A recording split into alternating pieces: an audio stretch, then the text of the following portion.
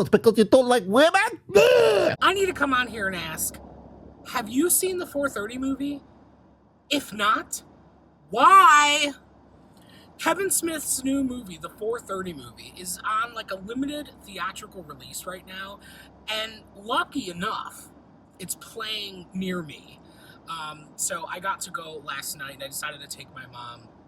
And I remember she was looking, because we're A-list members, so I have like an entourage where she's added to. So whenever I book tickets for me, or book a ticket for me, I also book her ticket, and it shows on her app. Anyway, she was looking, because every week, we go to the movies. And she was looking, she's like, what's this? She's like, the what? What is this? What is this that you have me watching? And she was like all ready to be super negative about it. She's like, oh, Kevin Smith, because she knows that I'm pretty much obsessed with Kevin Smith. I absolutely love Kevin Smith. There's one thing that you know about me, if you're like close to me in life, you know that I'm obsessed with Kevin Smith. I know that there are movies of his that are like super silly and, very unserious, but for me, it's always about the message. It's always about listening to him talk. It's always about listening to the message behind what it is that he's doing, the method behind the madness, right?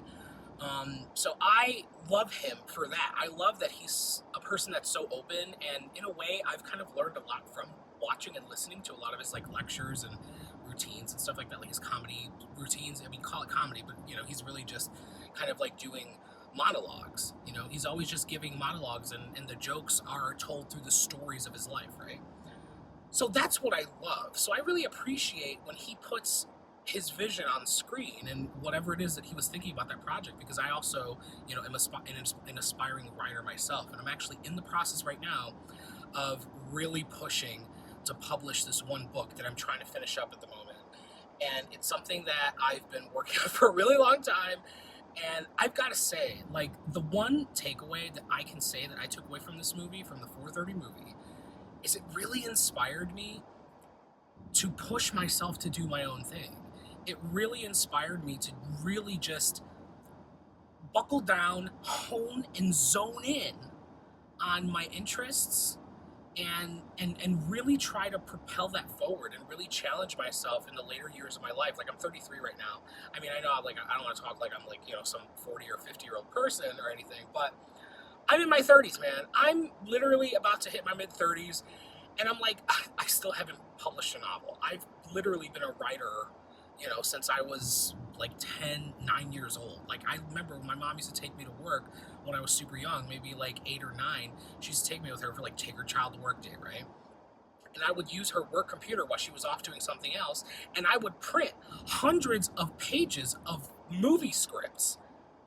Like, I was that type of kid. Like, I was the 10-year-old kid that was using my mom's work computer, the Windows fucking 95 bullshit, to download, like, the script for Batman and Robin. You know what I mean? Like, that was the type of shit that I was doing.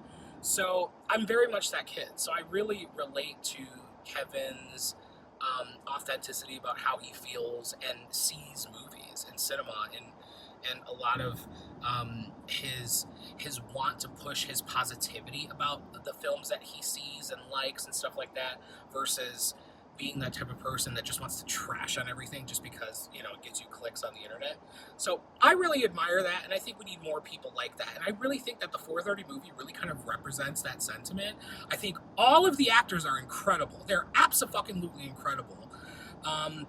Hilarious, charming. This movie's so earnest. That's what like really blew me away. Like, it's not like a dick and fart joke type of movie, even though like it kind of like has its moments, where they have like sexual innuendo and stuff. Like, it's just how kids talk. Like, there are some maybe like conservative people that are like, hey, we have to shield them from these things. It's like, girl, calm down. Like, they're doing it behind your back. Like, you think that they're innocent, but they're not. Like, I think that it's better to have an open dialogue with kids versus sheltering them and force them into a position of wanting to seek out instead of being taught by you. You know what I mean? Anyway, I really think that this is like such an awesome coming of age story. I think it's one of the most earnest movies Kevin Smith has ever made.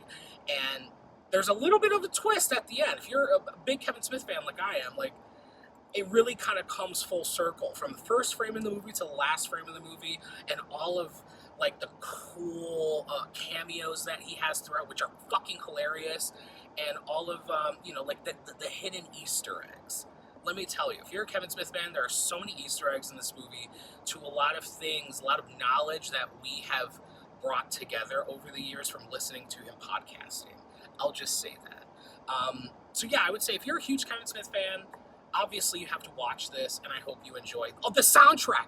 Bear McCreary's fucking soundtrack for this movie is crazy. Like, it's so fucking good and really captures the imagination and, like, the era that the movie's set in. I think it's fucking phenomenal. As soon as I left the theater, I was walking out of the theater in the parking lot to my car buying the soundtrack. Anyway, I love this movie. I think you should love it. Even if you're not a Kevin Smith fan, I think you'd love it because it's so super earnest and really a cute coming-of-age story. And yeah, that's about it. Anyway, see you in the next one.